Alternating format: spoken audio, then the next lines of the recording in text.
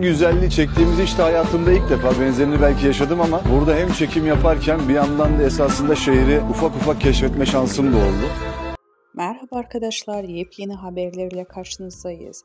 Hande Erçel ve Barış Arduç, Rüzgara Bırak filmini anlattı.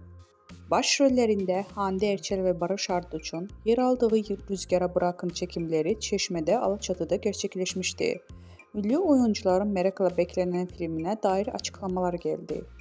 Çeşme'de yaşayan ve surf hocalığını yapan Ege'ni canlandıran Barış Arduç, ilk kez kamera karşısına geçtiği partneri Hande Erçel ile iyi bir ikili olduğunu söyledi.